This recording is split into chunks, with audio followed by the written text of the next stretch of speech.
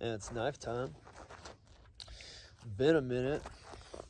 I guess the muse has refrained from inspiring me.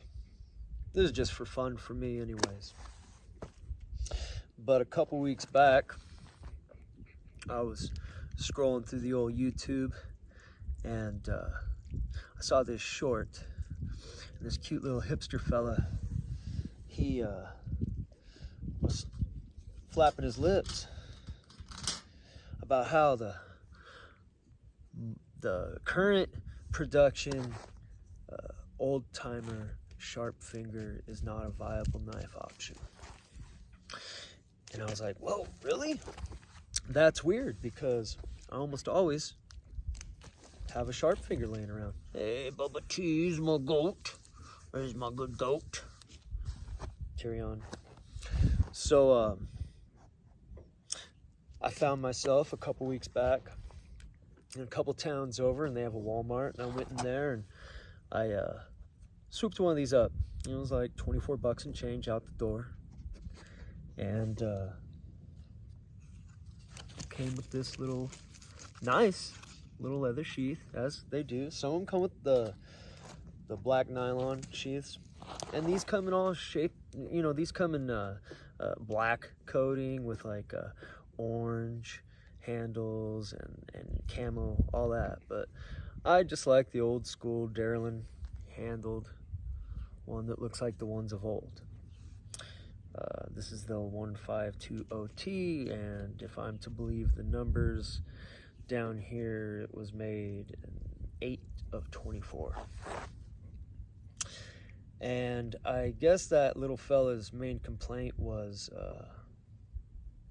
that this is a 7 series stainless.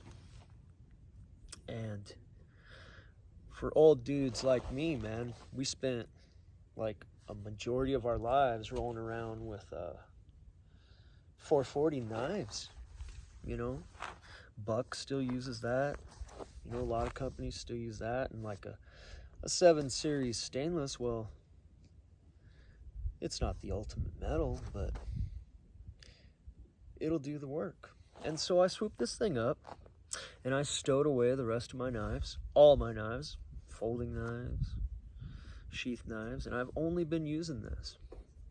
I've been using this for cutting the linear feet of cardboard I need to cut when I get a package. I use it for kindling. I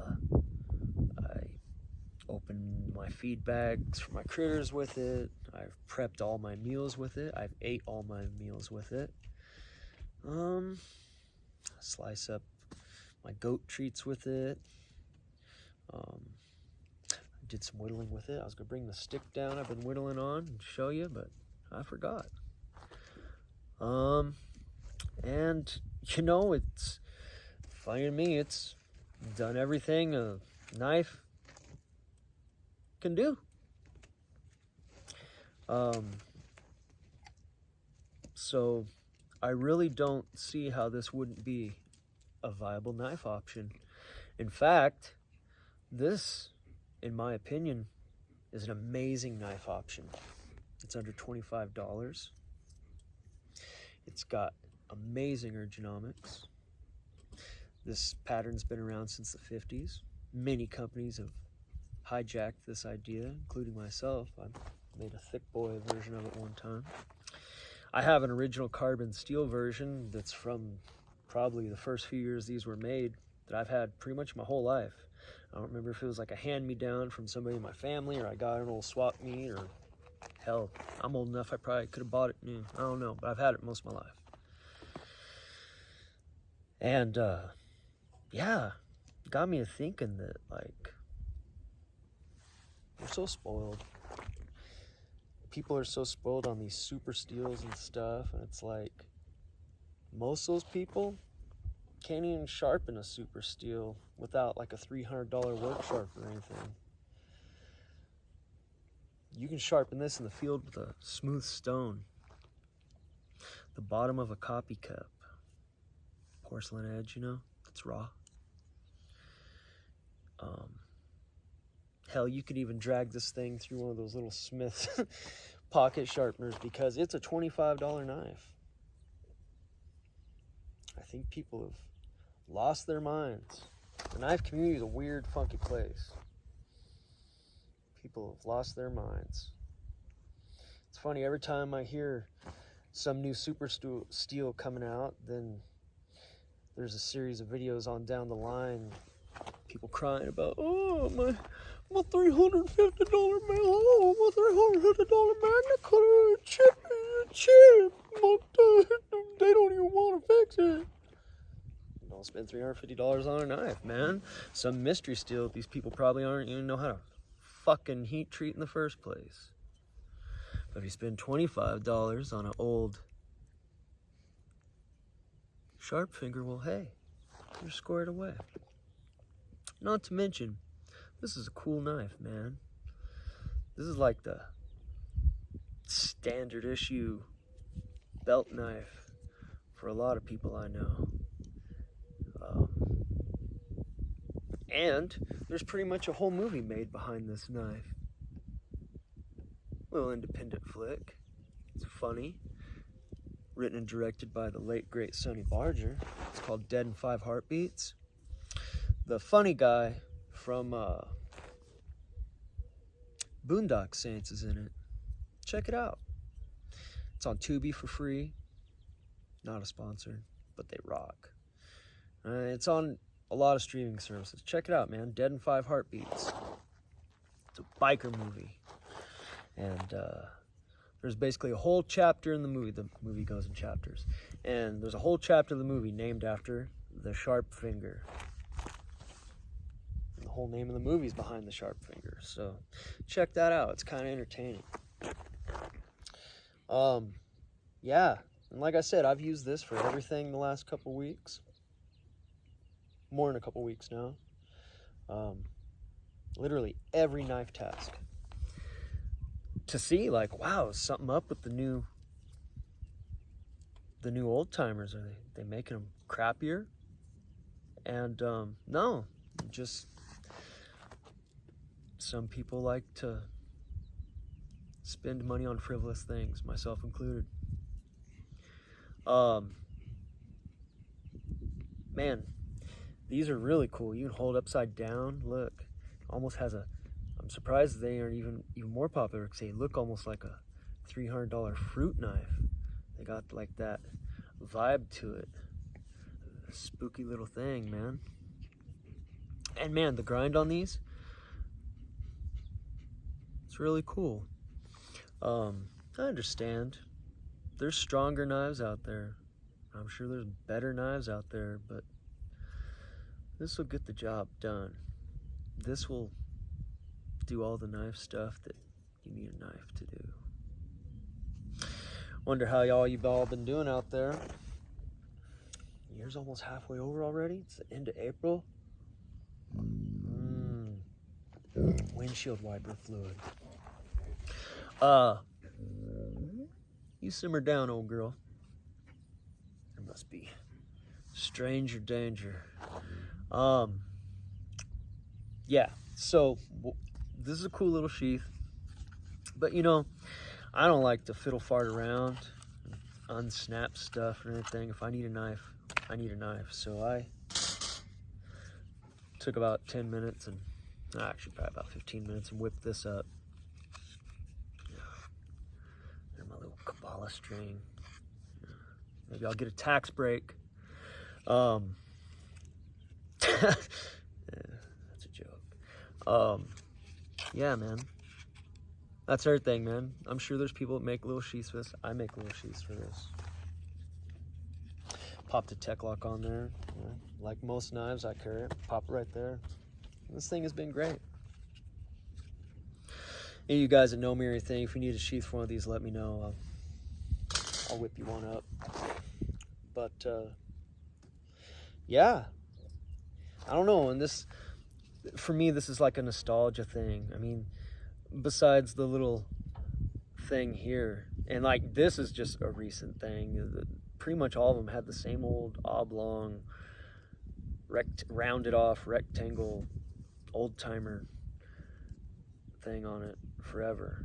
And when I see this knife, man, this is like, reminds me of like following my dad into the sporting goods section in Kmart in like 1978, dragging a Hot Wheel car. Give me the Hot Wheel car.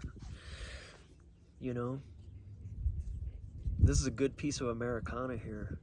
And like I said, there's this little dude that does, he takes all the different kinds of knives on YouTube and he hammers them through nails, which I don't recommend.